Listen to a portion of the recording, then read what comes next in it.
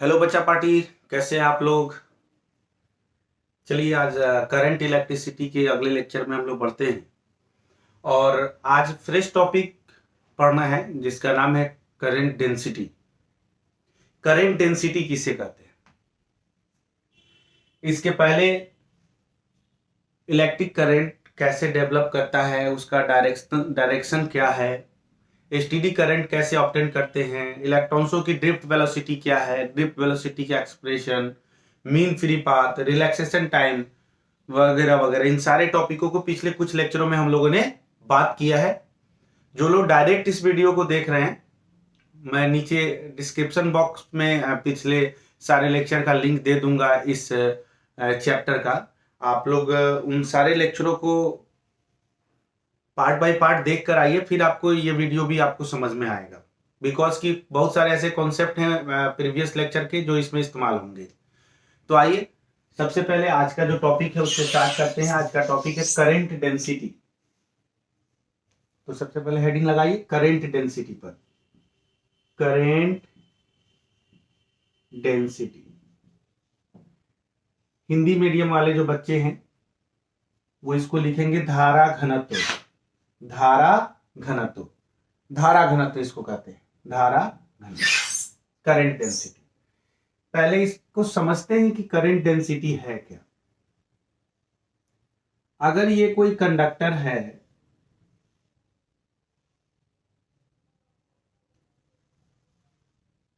अगर ये कोई कंडक्टर है तो किसी कंडक्टर के अंदर कोई अगर पॉइंट हम कंसीडर करें, जैसे यही पॉइंट हमने ले लिया, तो इस पॉइंट के around unit cross sectional area से, unit cross sectional area, total cross sectional area बनाएंगे तब तो ये हो जाएगा पूरा, नहीं, यूनिट क्रॉस सेक्शनल एरिया से जो करंट फ्लो करेगा उसी के मान को हम कहेंगे करंट डेंसिटी। उसी को हम क्या कहेंगे? Current density. ये क्या है? यूनिट एरिया है, unit cross sectional area around a point. What is this? Unit cross sectional area around a point. किसी पॉइंट के चारों ओर यूनिट क्रॉस सेक्शनल एरिया है ये, और कहता है कि किसी कंडक्टर के अंदर किसी पॉइंट के चारों ओर around a point unit cross sectional area से जो करंट पास करेगा उस करंट को हम क्या कहेंगे? करंट डेंसिटी बोलेंगे। क्या बोलेंगे? Current density. So current density is what? How you can define current density? The amount of current, the amount of current flowing through unit cross sectional area, the amount of current flowing through unit cross sectional area around a point in a conductor is called current density. किसी point के चारों, किसी conductor के किसी point के चारों ओर जो unit cross sectional area है उससे फ्लो करने वाला जो करंट है उसको हम कहेंगे करंट डेंसिटी। एक बार और समझिए, मान लेते हैं ये कोई पॉइंट है, इसके चारों ओर का अगर आप क्रॉस सेक्शनल एरिया ड्रॉ करते हैं तो ये तो क्रॉस सेक्शनल एरिया कुछ ऐसा हो जाएगा बच्चा, ऐसा हो जाएगा। लेकिन इस पॉइंट के चारों ओर यूनिट क्रॉस सेक्शनल एरिया की बात करेंगे तो वो ये रहेगा। यहां जो दिखाया गया है वो इसको दिखाया गया है, यूनिट क्रॉस सेक्शनल एरिया को, और इससे जो करंट पास करेगा इसी को हम क्या कहेंगे? करंट डेंसिटी कहेंगे। तो आइए सबसे पहले करंट डेंसिटी को हम डिफाइन कर लेते हैं। The amount of current, amount of current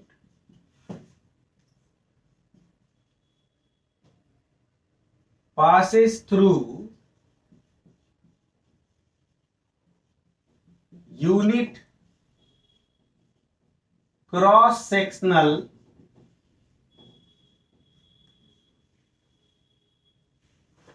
area around a point in a conductor is called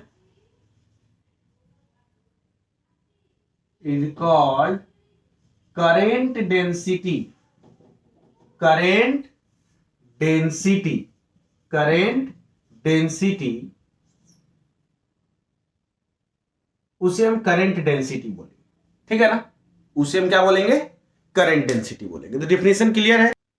अब इसमें एक और बात, ये जो करंट डेंसिटी होगा वो कहां का होगा, एट दैट पॉइंट, इस पॉइंट का करंट डेंसिटी होगा। अगर इस पॉइंट को तुम P कंसीडर करते हो तो तुमने यूनिट एरिया P के अराउंड लिया है, तो P का करंट डेंसिटी क्या है, क्लियर ना।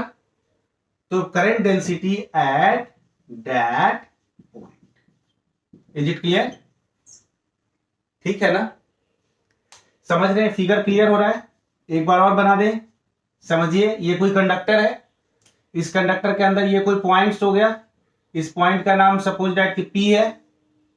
अब कहता है कि इस P पॉइंट पर करंट डेंसिटी का अर्थ क्या हुआ, तो P पॉइंट के अराउंड आप क्या करो, यूनिट क्रॉस सेक्शनल एरिया बनाओ, यूनिट क्रॉस सेक्शनल एरिया बनाओ, यूनिट क्रॉस सेक्शनल एरिया बनाओ। ये क्या है, यूनिट क्रॉस सेक्शनल एरिया। और इससे जो करंट का मान फ्लो कर रहा है, ये करंट का मान क्या कहलाएगा, ये करंट का मान क्या कहलाएगा, current density of at that point. तो करंट डेंसिटी का अगर मैथमेटिकल फॉर्मूला देखें तो करंट डेंसिटी क्या है, करंट ही तो है, लेकिन वह करंट जो यूनिट क्रॉस सेक्शनल एरिया से पास कर रहा है, क्रॉस सेक्शनल एरिया से पास कर रहा है। यानी करंट डेंसिटी को J से रिप्रेजेंट करते हैं, so J become equal to I upon A। हम अब इसका यूनिट भी बनाएंगे और इसका डायमेंशनल फॉर्मूला भी। इट्स यूनिट क्या होगा बच्चा पार्टी, इसका यूनिट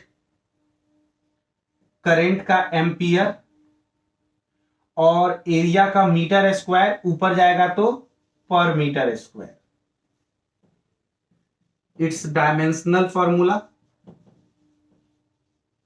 डायमेंशनल फॉर्मूला कितना हो जाएगा, करंट के लिए तो A ही रह जाएगा और इसके लिए L का पावर 2, ऊपर जाएगा तो L का power -2, AL to the power -2।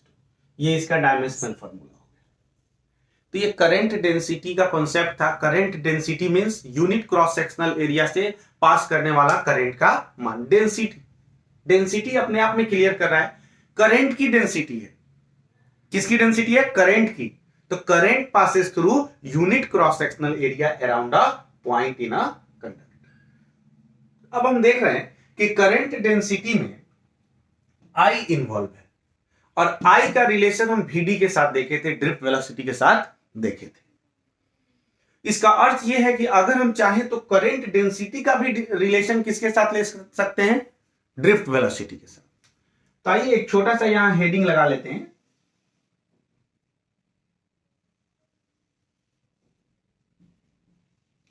Relation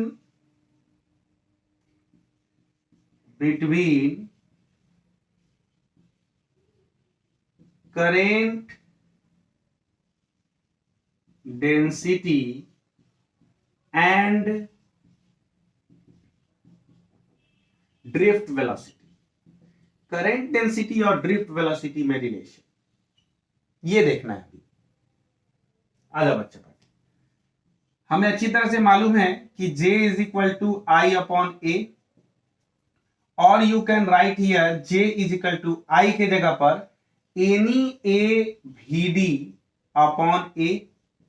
ऐसा क्यों लिख दिए, क्योंकि हमें मालूम है I is equal to NE A VD। ये फॉर्मूला तो हमने डिराइव कर रखा है पहले से। A से A गया तो therefore J become equal to NE VD, NE VD, जहां Vd क्या है? ड्रिफ्ट वेलोसिटी है। E क्या है? चार्ज ऑफ इलेक्ट्रॉन्स है। और ये electron density. These all are the concept related to the current density। जिनका लैंग्वेज हिंदी है उनके लिए एक बार हम इसको डिफाइन कर देते हैं।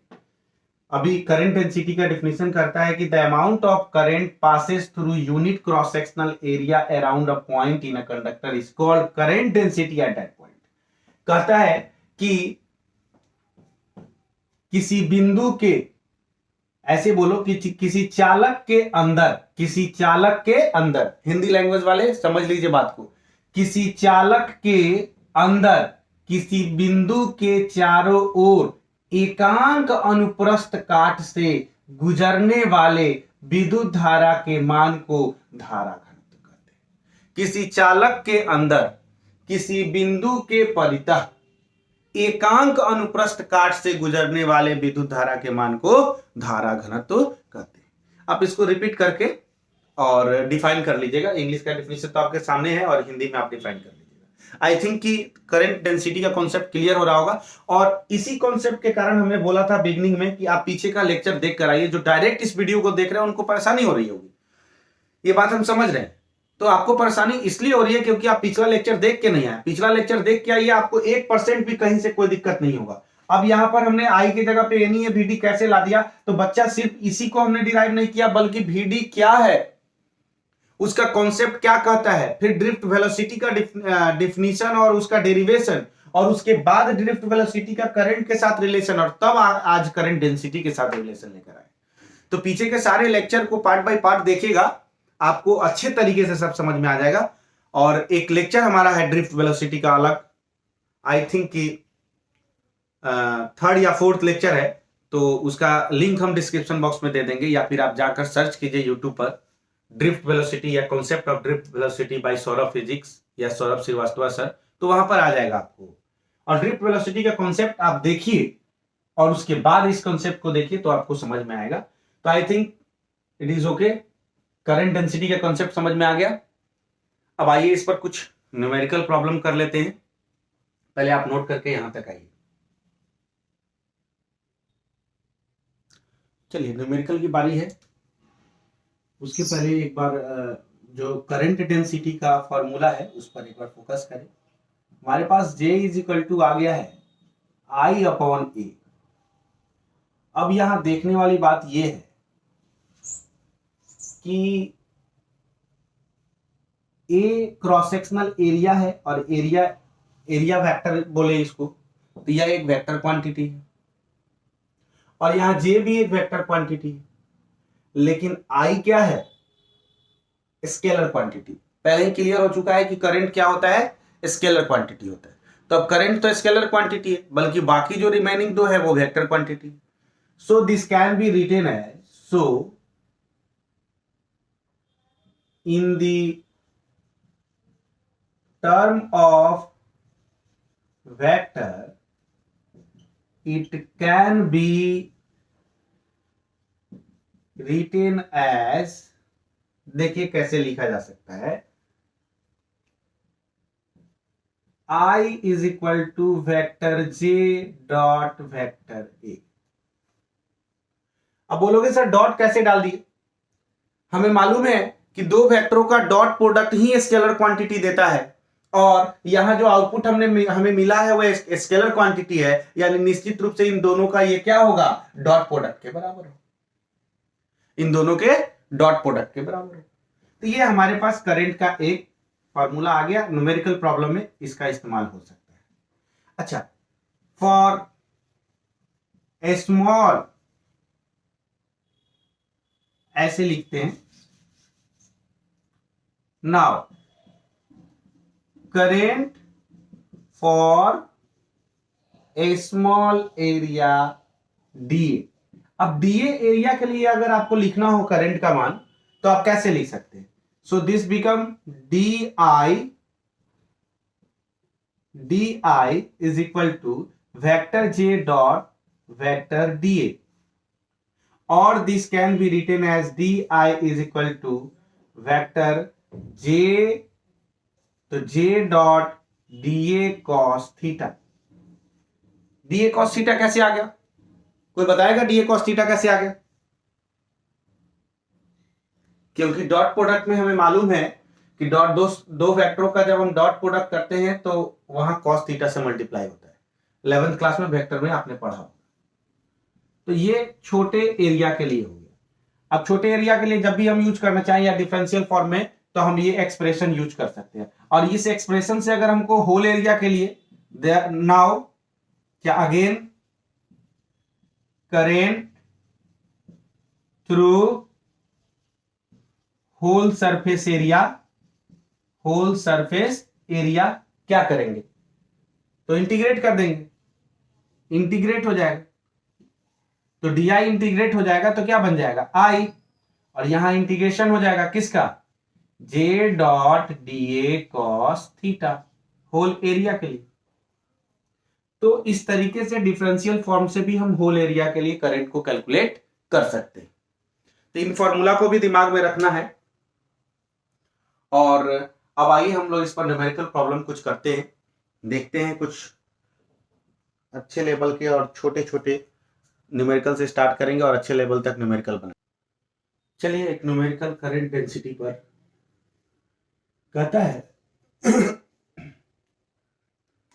द क्रॉस सेक्शनल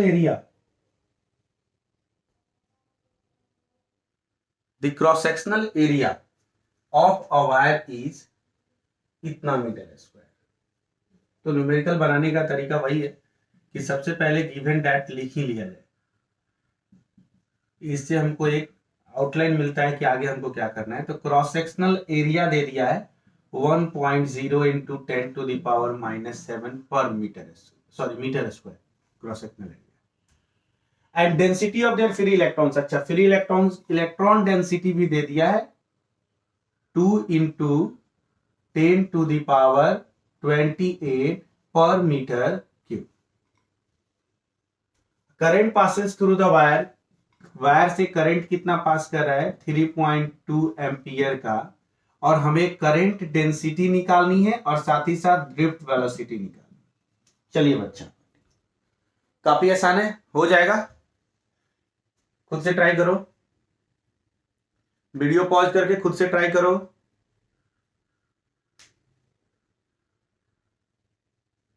बनाने वाले को इनाम में मिलेगा भैया, कमेंट बॉक्स में डाल देना।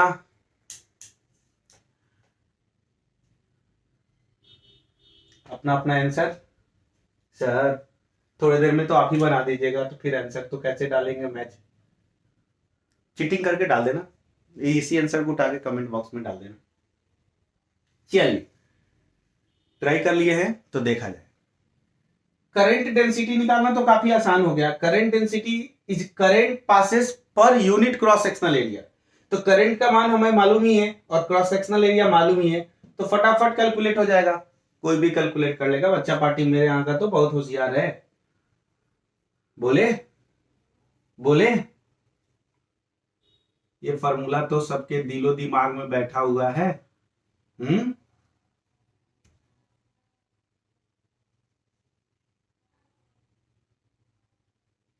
तो current density J will be equal to I upon A।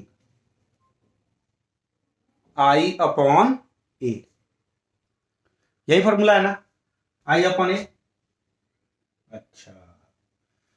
अच्छा बच्चा, तो I का मान बोलिए 3.2 अपॉन, और A का मान बोलिए sir 1.0 into 10 to the power -7। एक बहादुर बच्चा, ये 3.2 एम्पियर है और ये मीटर स्क्वायर है। बेनिफिट क्या होगा? जे का यूनिट भी निकल जाएगा, एम्पियर पर मीटर स्क्वायर। एक बहादुर बच्चा, सर अब तो ये 1.0 है, इसको कैसे घटाएं? बहुत डिफिकल्ट है, बहुत परेशान कर रहा है सर, डेसिमल है। अबे गरे, ये 1.0 मतलब 1.0 मतलब 1, तो 1 से 3.2 में डिवाइड करोगे तो 3.2 ही रह जाएगा, और 10 टू द पावर -7 ऊपर चला जाएगा 10 टू द पावर +7 में। So this become 3.2 into 10 to the power 7 ampere per metre square. वाह सर, मजा आ गया, आया आया? कितना हो गया? 3.2 इंटू 10⁻7 एम्पियर पर मीटर स्क्वायर। दिल चीर के देख, तेरा ही नाम होगा और तेरा ही नाम धरती पे बदनाम होगा। ऐसा नहीं है, तुम्हारा न्यूमेरिकल बन गया है, तुम्हारा नाम बदनाम नहीं होगा। चलो 3.2 इंटू 10⁻7 एम्पियर पर मीटर स्क्वायर, ये आ गया हमारा करंट डेंसिटी का मान। अब क्या करेंगे? अब हमसे पूछा है ड्रिफ्ट वेलोसिटी। इसके लिए तो पैर ऊपर और सर नीचे करना होगा, है कि नहीं है?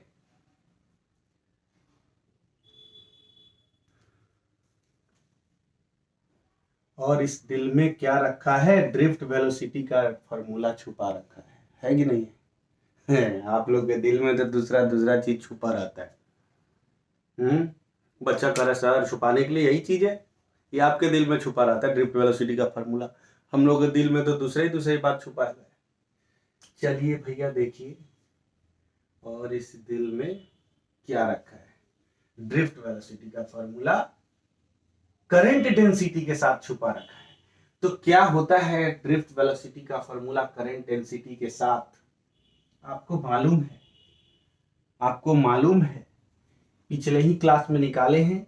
आई के जगह पर एनी VD किए थे, ए से एक कट गया था और एनी VD आया था। So since J will be equal to NE VD, यहां से VD का मान कितना आ जाएगा? J upon any. अच्छा, J का मान कितना आया है बच्चा? 3.2 इंटू 10⁻7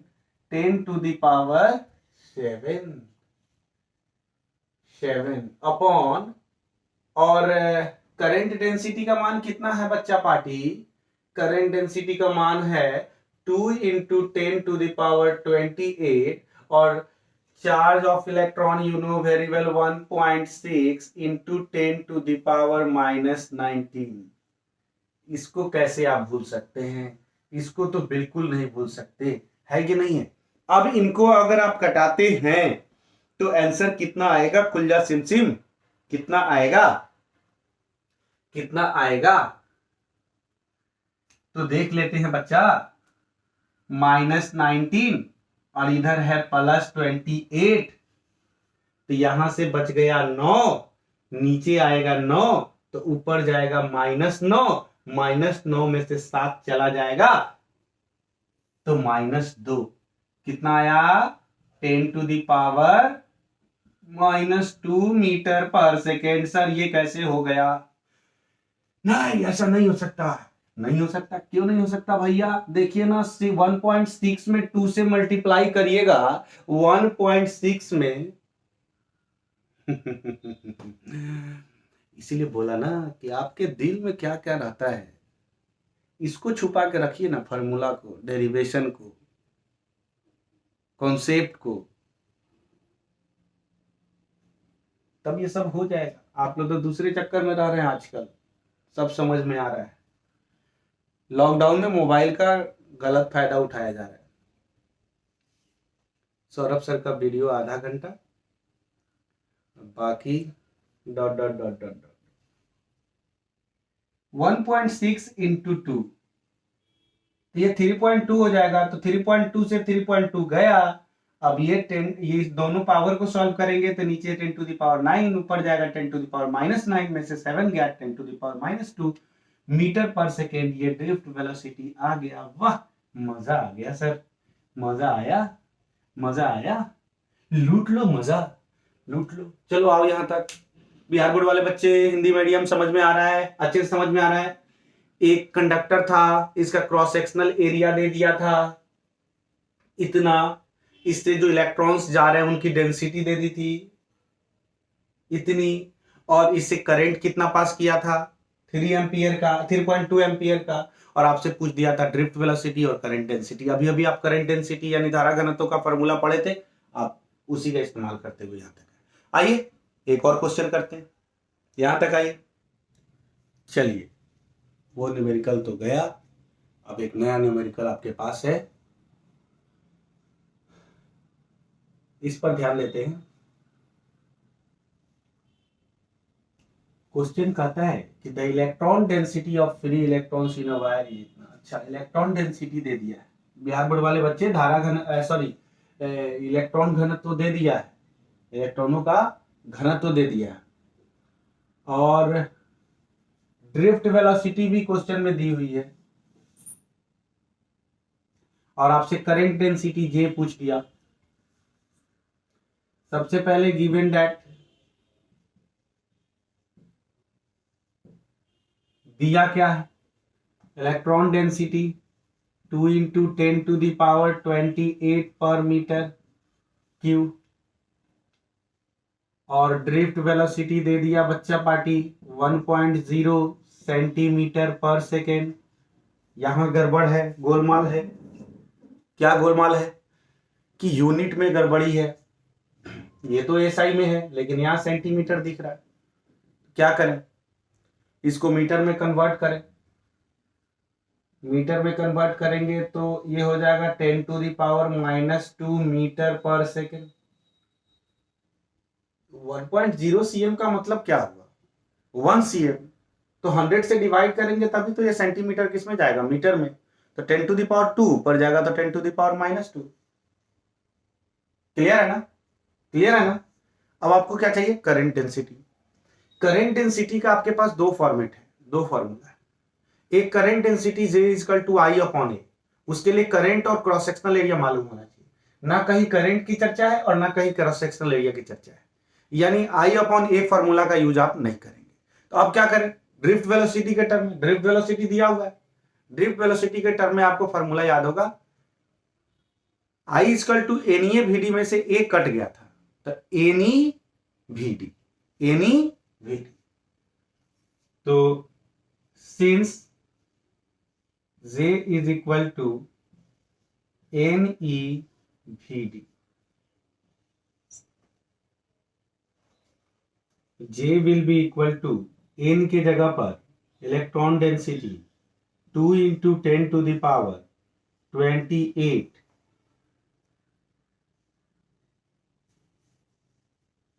और E के जगह पर 1.6 इंटू 10⁻⁻19 और Vd के जगह पर 10⁻⁻2। अब इनको सॉल्व करेंगे, 1.6 इंटू 2, दिस बिकम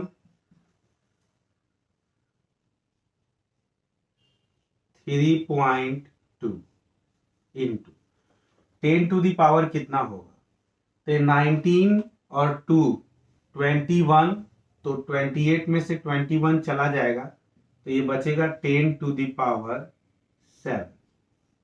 चूंकि इलेक्ट्रॉन डेंसिटी है इसलिए ampere per metre square. Is it clear, is it clear. Current density पर भी आ गया फॉर्मूला, ये न्यूमेरिकल बनाने के लिए। Current density means current passes through unit cross sectional area around a point in a conductor.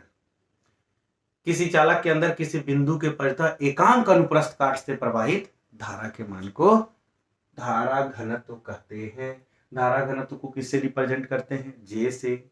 J equal to formula क्या होता है, I अपॉन ए, Vd के टर्म में एनी Vd, ए कहाँ गया, तो J equal to I upon a में I का मान रखे तो उसमें से A से A कट गया और एनी Vd आ गया। डेरिवेशन सब जुबान पे होना चाहिए।